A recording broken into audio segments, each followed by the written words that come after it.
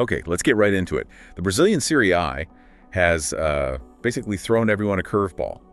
The 2026 season kickoff is January 28th. Which is incredibly early. Right, and that's forced this compressed, almost frantic transfer window that we've just never seen before. It's an absolute sprint, and the money is already flying. We're already at our $276.5 million in total spending across 34 confirmed deals. So for this deep dive, we need to go past just the list of names. Exactly. We need to look at the strategy. Why are certain clubs paying such a massive premium, right out of the gate? And that's where you see the big powers making their moves. Flamengo, Palmeiras, Fluminense, they're spending big, and they're prioritizing quality over just, quantity. Flamengo's move is the one that really defines the market so far. The anchor deal for sure. Yeah. Acquiring center back Vitão from International for our $65.9 million. That's about 10 million euros. That's not just an upgrade, that's a statement. It is. It's paying a premium for, I'd say, crisis management. They're plugging the exact defensive holes that cost them last season, and they don't care what the price tag is. But I have to ask, is nearly our $66 million for one defender really the most efficient move? Or is that a sign of panic, forcing them to overpay just to get their guy immediately? Well, that's the key question, isn't it? It's about perceived necessity. And then you look at Palmeiras, who made a very calculated move for Marlon Freitas. From Botafogo for our $33.2 million.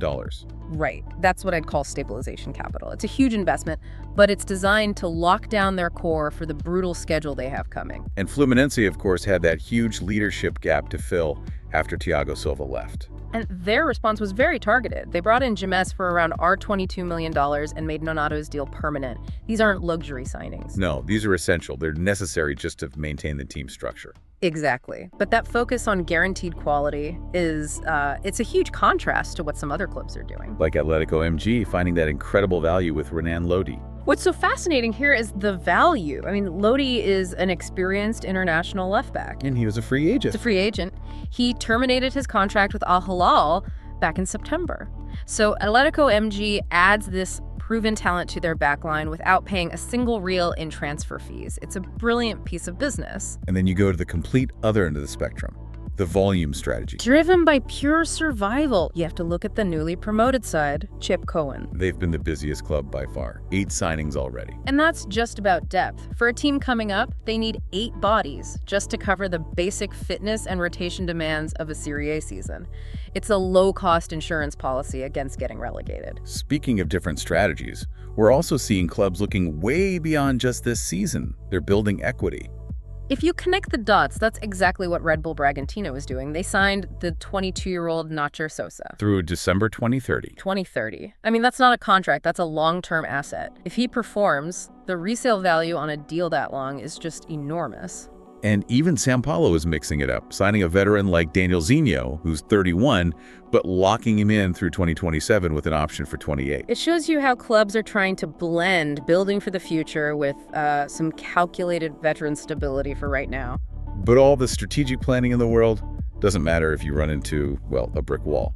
And that's the FIFA transfer bans. This is a total administrative disaster for the clubs involved. Corinthians is still dealing with their ban from October. They just can't register anyone. It completely cripples their preseason. They're stuck. And Botafogo just got hit with a freeze this week, which might be even worse. It is, because they have deals finalized. They've agreed to terms with players like Lucas Vileba and Riquelme for this season. So the players are signed. The handshakes are done, but the signings are paralyzed. They can't be registered for official matches. Their whole plan is just on hold. So what does all this add up to?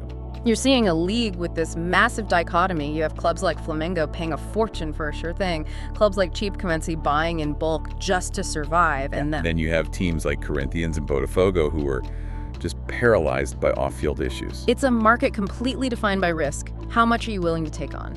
And the thing is, we're not even close to being done. Yeah. Several huge clubs, we're talking Bahia, Grêmio, International, Vasco da Gama, they haven't even announced a single signing yet. The sleeping giants. Exactly. So the real question to think about is this, that our $276.5 million number, how much higher will it climb once those giants are finally forced to jump into this high-pressure accelerated market? That's what we'll be watching.